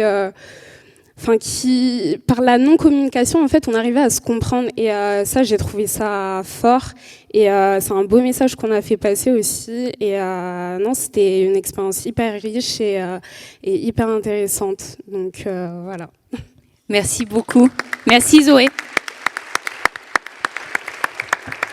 Alors, je ne sais pas ce que vous avez ressenti, mais moi, en vous écoutant, vraiment, c'est de la dignité, de la fierté que vous avez de votre parcours et à votre âge. Enfin, vous êtes toute jeune, je trouve que c'est vraiment extraordinaire. Et si seulement tous les jeunes, mes enfants, pouvaient avoir cette fierté en parlant d'eux-mêmes, ce serait absolument fabuleux. Et merci pour votre humanité, j'en profite. Elsa. Allez, on passe à vous, Elsa. Donc vous êtes alternante chez Miamup et vous êtes en master en communication et management, c'est bien ça. Vous ne vous prédestiniez pas forcément à suivre une carrière dans l'ESS. Moi, j'aimerais savoir quelle valeur, quelle recherche de sens, enfin, qu'est-ce que vous avez trouvé dans ces structures-là auxquelles vous ne vous attendiez pas forcément dans vos parcours universitaires? Alors, bonjour, on m'entend bien, oui. Alors c'est vrai que j'étais pas forcément prédestinée au milieu de l'ESS. Pendant ma recherche d'alternance, en fait, j'ai découvert le projet Miamup. Et en fait, je me suis vachement retrouvée dans la mission du projet, dans ses valeurs. Vous pouvez nous les rappeler rapidement, s'il vous plaît? Oui, alors Miamup, c'est une solution solidaire de dons alimentaires. En fait, on propose une solution logistique aux acteurs de la restauration collective et donc on redistribue les excédents de production aux associations d'aide alimentaire. Et donc je m'occupe de la communication au sein de ce projet. Et sur les valeurs que vous avez retrouvées, qu'est-ce qui vous a vraiment attiré, qu'est-ce qui vous fait aimer vraiment travailler dans cette structure de l'ESS au niveau du sens que vous y trouvez peut-être? Oui, c'est un projet très humain qui place vraiment l'entraide au cœur de sa mission. Et c'est vrai que c'est des valeurs dans lesquelles je me retrouve parce que aujourd'hui on est dans une société qui est assez individualiste, où il y a toutes ces inégalités sociales qu'on peut apercevoir au quotidien dans la rue, etc. Et pour moi, ça fait vachement d'importance en fait de pouvoir contribuer à un projet comme celui-là. Je me retrouve beaucoup plus ici que finalement dans mes précédentes expériences professionnelles en entreprise plus classiques. Et aujourd'hui, je suis aussi fière de pouvoir contribuer à ma petite échelle à pouvoir faire un petit peu grandir une association comme celle-là. Bravo, félicitations à vous. Félicitations Elsa. Alors là, on est sur des engagements professionnels, mais on a voulu mettre aussi en avant des engagements qui peuvent être plus courts en temps. Alexion, vous avez participé à un montage de projet au sein de la coopérative EP. C'est une entreprise participative, éducative et éphémère. C'est une sorte de coopérative jeunesse, pour vous expliquer un petit peu. Et EP est portée par la MJC du Centre social de Saint-Lys. Et le portage salarial a été réalisé via la coopérative d'activité et d'emploi, donc une CAE, encore l'ESS, Canopée. Alexion, qu'est-ce que cette expérience, donc l'entreprise que vous avez créée pendant quelques semaines, qu'est-ce qu'elle a changé sur votre regard sur l'avenir? Elle nous l'a ouvert, justement. Je pense à moi et à tous les autres qui n'ont pas pu être présents ce soir. On était 6. Et je pense que quand on est arrivé dans ce projet, on était 6 autres personnes. Et on est ressorti nouveau. Cette entreprise, elle nous a permis d'avoir vraiment un avant-goût de ce que c'était que le monde professionnel. Parce que quand on a 20, 25 ans, moi actuellement j'ai 18 ans, je sortais de mon bac, c'était en été, on l'a fait sur un mois. Je ne sais pas ce que c'est que le monde de l'entreprise. On a fait des petits stages, mais là, on est toujours accompagné par notre maître de stage qui nous dit quoi faire, ou même qui nous dit pas quoi faire parce qu'on n'a rien à faire au final. Alors que là, j'étais donc avec Greg, le porteur du projet. On arrive la première semaine et on dit concrètement, qu'est-ce qu'on fait? On dit, vous avez tout à faire, les gars. Donc, trouvez le nom, trouvez votre secteur d'activité, trouvez votre logo, tout ça, trouvez votre clientèle. Enfin, vraiment, tous les steps de créer une entreprise, on les a fait. Ça nous a un peu forgé à ce que c'était que ce monde, que c'était vraiment un monde un peu dur. Et ce qui est bien, c'est que on venait tous de milieux différents, on se connaissait ni d'Adam ni d'Ève, et on est repartis comme à la limite des frères. On s'entendait tous très bien. Forcément, le monde dans l'entreprise, ça s'échauffe un peu des fois quand il faut prendre des décisions. Il faut savoir trancher au bout d'un moment, et peut-être que certains n'étaient pas contents, d'autres oui. Mais on a su toujours se porter tous vers le haut. Et donc au final, au bout d'un mois, on a su ce que c'était que devoir gérer une équipe, savoir ce que c'est que devoir travailler et vraiment travailler. Toutes ces choses-là du monde de l'entreprise que vous connaissez, que les jeunes, justement, on ne connaît pas encore. Est-ce que vous pensez que ce serait intéressant de généraliser cette expérience, en fait, à tous les jeunes qui sortent du bac, par exemple, ou d'une formation, un CAP, ou que sais-je? Alors, je pense que oui, largement. Il faut que les jeunes, ils en aient l'envie. Donc, honnêtement, faire quelque chose d'obligatoire, comme ça ne servirait à rien. Il faut l'envie, il faut l'ambition, et faut pas forcément ne pas avoir peur.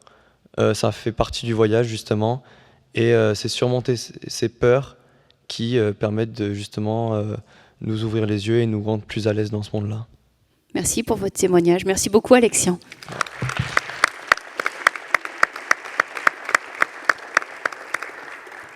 Allez, un dernier tour de table sur l'engagement. Faisal, moi j'ai envie de vous poser une question toute simple. Qu'est-ce qui vous rend le plus fier aujourd'hui? Parce que la fierté, la dignité, on en a quand même besoin dans ce monde. Alors bonsoir à tous déjà, j'espère que vous allez bien. Ce qui me rend le plus fier, c'est une question très intéressante. Aujourd'hui, il y a tout un paquet de choses qui me rendent très fier. C'est-à-dire qu'aujourd'hui, du haut de mes 19 ans, je me déplace à Toulouse, au conseil départemental, pour justement parler d'émancipation et de nouvelles solutions. Et ça me rend fier. Ce qui me rend fier, c'est me déplacer avec Sana. Ce qui me rend fier, c'est venir avec Banlieue Climat ici. Ce qui me rend fier, c'est voir cette salle remplie. Et il y a tout un tas de choses qui pourraient me rendre encore plus fier. Mais aujourd'hui, j'aimerais remettre l'église au milieu du village. Les jeunes, aujourd'hui, on a un pouvoir d'agir qui est colossal. On le voit avec Banlieue Climat.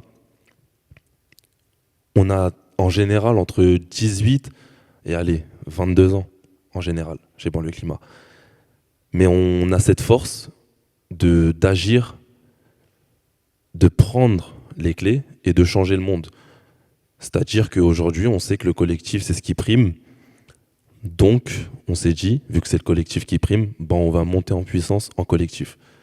On s'est rendu compte que la plupart du temps, ce qui a fait changer les choses, c'est le collectif.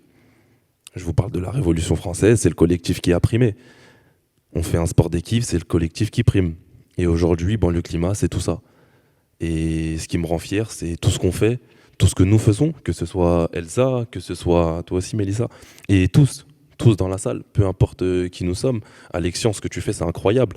Et c'est tout ça. Tout ça, ça me rend fier. Tout ça, ça me rend fier. Et je veux terminer sur ça.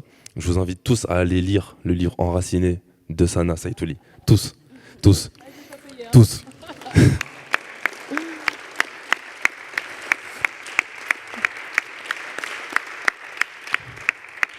Tous, je vous invite à aller lire son livre parce que je pense que lire un parcours comme celui-là, on se dit que peu importe de là d'où on vient, finalement, on peut changer le monde, on peut changer les choses. Et c'est ça qui prime. Je suis allé au Brésil il y a quelques mois. Bon, pas avec eux, moi j'étais ailleurs. Mais je suis allé au Brésil. Et encore une fois, justement, sur des questions avec des jeunes, des Sénégalais, des Béninois, des jeunes autochtones, des jeunes Français. Et nous, on a représenté la France sur ces questions pendant la saison France-Brésil. Et rendez-vous compte, nous tous jeunes, de toute façon, la jeunesse, c'est un état d'esprit, rendez-vous compte que ce qui prime aujourd'hui, c'est le collectif, c'est la jeunesse et c'est faire les choses ensemble. Yamina, elle l'a compris, elle l'a fait. Et aujourd'hui, on doit tous le comprendre, le conscientiser et le faire. Et c'est ça le plus important. En tout cas, tout ça, ça me rend très fier. Merci beaucoup.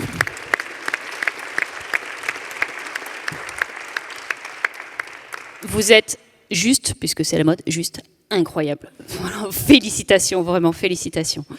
Allez, on continue la série des jeunes qui parlent. Voilà, puisque c'est le sujet, et je vais appeler, si vous le voulez bien, 4 jeunes du conseil départemental des jeunes. Donc Yanis, Elisa, Féti et Nina, si vous voulez bien nous rejoindre, s'il vous plaît.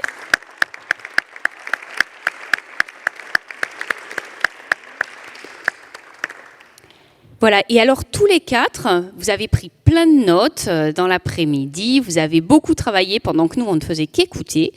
Et là, vous allez pouvoir nous raconter un petit peu, nous expliquer ce qui vous a le plus marqué finalement dans tous ces témoignages. Vous pouvez vous installer au pupitre ou vous préférez un micro? Qu'est-ce que vous préférez? C'est vous qui choisissez.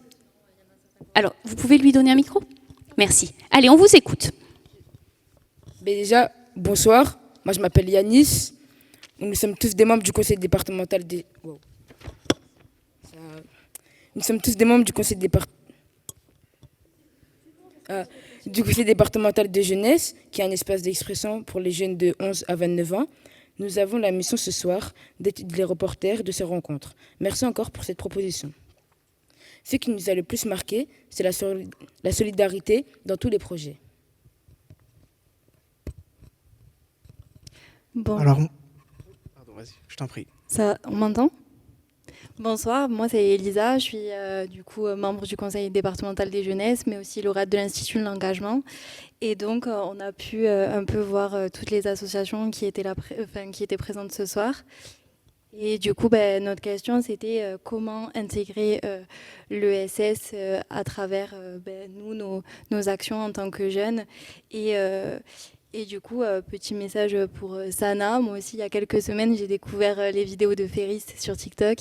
Et du coup, c'est un plaisir pour moi d'être là ce soir et du coup, de montrer que les jeunes, à travers les réseaux sociaux ou un peu à notre échelle, on peut faire des choses. Et donc, notre question, c'était comment on peut s'engager. Donc, c'est en aidant notre voisin, en étant solidaire à travers, dans les quartiers prioritaires des villes, dans les villages, à la montagne. Et faire du bénévolat, dire aux jeunes de s'engager, même si le temps c'est précieux, donc il y a peu de jeunes qui ont envie de s'engager, mais qu'il faut le faire. Et ça passe du coup par rapport à l'environnement et l'écologie, c'est à la maison, donc comment mettre en place des gestes durables, c'est ensuite comment se former. Par exemple, il y avait l'école 3PA à l'âge, du coup, qui permet aux jeunes de découvrir l'écologie et de travailler, de se former à ce sujet-là de l'écologie. Et puis ça va être aussi, par exemple, à l'école, dans les cantines, pour faire en sorte qu'il n'y ait plus de gaspillage, du coup, avec ton association Miam Up. Donc toutes ces choses qui sont importantes aussi pour nous, mais qu'on n'a pas forcément le pouvoir d'exprimer au quotidien. Et donc, notamment à l'échelle locale, ici à Toulouse. Et on est très impliqués, même si ça ne se voit pas forcément, mais on le fait à notre échelle. Donc, du coup, aussi, Féti va vous expliquer un peu le reste des associations. Alors bonjour à tous, moi c'est Monsieur Féti, donc je suis pareil, je fais partie donc du conseil départemental des jeunesses. Moi, il y a 2 mots que j'aimerais vous faire partager, c'est l'entraide et la solidarité, parce que j'ai trouvé que tous les projets présentés étaient formidables.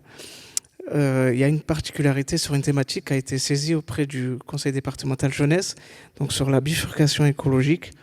On a eu notamment, quand on a pu questionner sur les projets, donc on a eu Execo, un exemple de recyclerie d'articles de sport, qui a été vraiment très enthousiaste à l'idée de réutiliser finalement des vêtements pour les personnes dans le besoin. Donc ça fonctionne comme un circuit.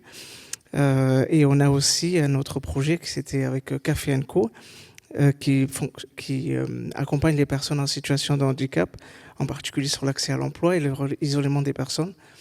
Et ça nous a particulièrement intéressés, et tous les projets étaient intéressants en tout cas.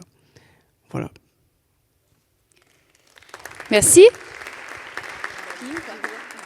Donc bonsoir.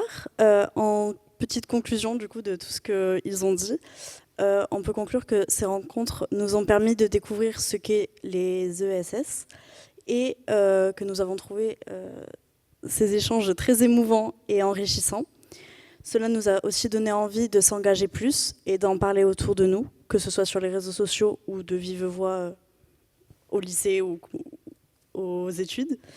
Le CDJ, on va s'en inspirer au CDJ pour pouvoir donner des nouvelles idées sur lesquelles on pourra débattre lors des nouvelles séances.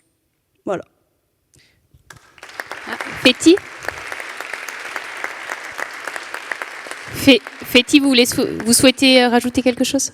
Ah oui, moi j'aimerais juste rajouter quelque chose parce que le milieu de l'ESS, comme vous pouvez le voir, moi je suis par exemple engagé avec le parcours adresse, donc je suis l'exemple un petit peu de tout ça, parce que je suis accompagné avec le parcours adresse dans l'inclusion numérique, et je vous invite à échanger si des personnes le souhaitent éventuellement, avec bien évidemment les personnes du département si vous le souhaitez. Donc ça montre aussi que les jeunes sont engagés dans les projets de l'économie sociale et solidaire, et tous vos projets étaient importants. Voilà, merci beaucoup à tous. Merci. Merci à tous les quatre. Merci beaucoup. Allez, je vous avais promis 1h15, on y est, c'est tenu. Sana, peut-être pour conclure, j'ai envie de dire, là on a entendu des jeunes qui étaient vraiment très engagés dans les solidarités, dans la lutte contre les injustices, les inégalités, pour le climat et autres. Comment toi, est-ce que tu fais au sein de Banlieue Climat pour leur donner envie de cet engagement? Parce que l'envie, c'est un moteur aussi. Alors déjà, c'est eux qui me donnent envie. Là, quand je vois tous ces témoignages et encore les membres du conseil départemental, un petit jeune comme Yannis, c'est trop prometteur. En fait, il y a ce truc de fissure d'espoir.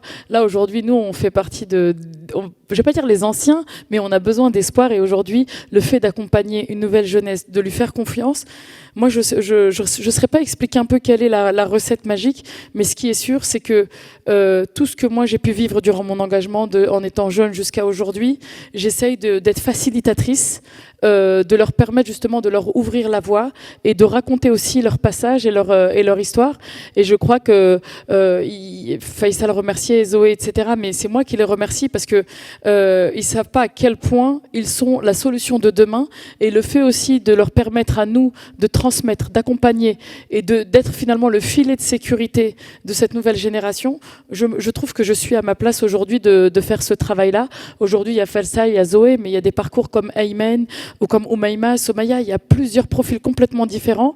Et ce que je fais, et c'est vrai que ça me prend beaucoup d'énergie, mais parce que je suis attachée à toutes et à tous, c'est comment de leur parcours individuel à leur parcours collectif, on arrive à trouver leur self-intérêt de leur combat et qu'ils le racontent eux-mêmes.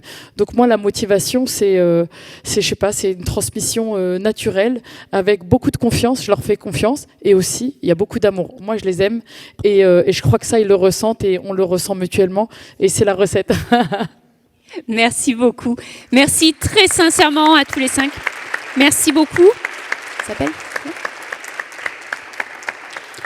Allez, un mot de conclusion. Isabelle Hardy, je vous en prie. Waouh.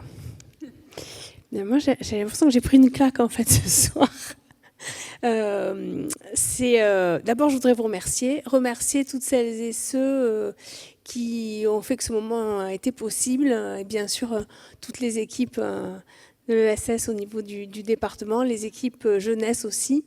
Vous remercier bien sûr Sana, mais vous toutes et tous qui êtes venus témoigner. Ça a été dit, en fait, on a fait des rencontres qui ont toujours été très intéressantes. Aujourd'hui, il y avait, je crois, une émotion particulière. Il y a quelque chose de palpable. Moi, ce que j'ai ressenti aussi, et on voit quel est le moteur et quels sont les moteurs de l'engagement et comment, et nous, élus, il faut qu'on fasse en sorte que tous ces moteurs se rejoignent. Je dis ça parce que quand on entend des personnes, femmes, hommes, là, des femmes qui ont grandi dans un quartier, et quand on monte des projets, en fait, au départ, le moteur, c'est le sentiment d'injustice, c'est la souffrance, c'est l'inégalité, c'est la colère. Et tout ça, ça se transforme en fait en engagement. Et je crois que c'est un peu le fil conducteur. Et à côté de ça, on a des jeunes qui s'engagent aussi. On a des porteurs de projets de l'économie sociale et solidaire qui ne sont pas forcément issus des quartiers et qui, pour autant, ne vont pas faire sans les quartiers. Et je crois que c'est comment on arrive effectivement à, je sais pas, on va dire, alors ça c'est plutôt le milieu éco qui dit la fertilisation croisée, mais vous voyez ce que je veux dire. Et nous, élus, on a notre rôle à jouer, et je crois que Sana, vous l'avez indiqué, il ne faut pas qu'on fasse il faut qu'on fasse avec. Et ça, il y a aussi du chemin à parcourir. Et je dis toujours, j'ai eu quand même quelques collègues élus qui sont venus, mais moi j'aimerais qu'il y ait beaucoup d'élus qui viennent et qui participent en fait, et qui se nourrissent de tout ce qu'on a pu entendre ce soir. Je crois que vous avez lancé un challenge.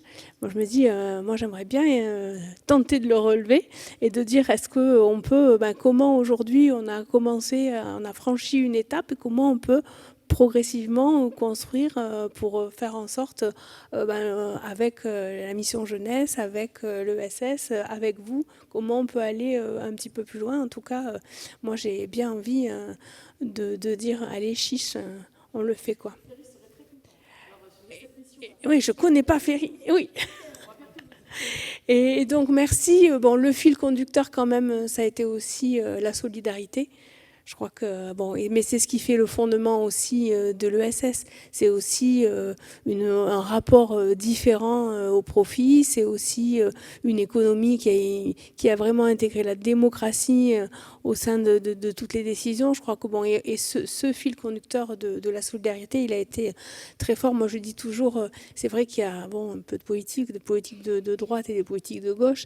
Et pour moi, il y a une grosse différence entre la solidarité et la charité. Et nous, élus, il faut qu'on fasse attention effectivement dans nos politiques à ne pas être dans la charité, mais toujours dans la solidarité. Merci à toutes et à tous. Je vous propose qu'on continue les échanges là, tout à côté. Et merci. Merci Isabelle Hardy. Alors, simplement, je tiens à préciser, donc le livre de Sana, Enraciné pour une écologie populaire, vous est proposé par la librairie L'Autre Rive, juste là dans la salle, si vous le souhaitez. Et puis le conseil départemental vous offre un magazine Sans Transition, dont je suis journaliste. Et là, c'est un numéro spécial qui s'appelle Jeunes, ils cassent les urnes. Et c'est aussi une manière de remettre à l'honneur la jeunesse qui est parfois décriée. Je vous remercie très sincèrement et je vous souhaite une excellente fin de soirée. Merci beaucoup.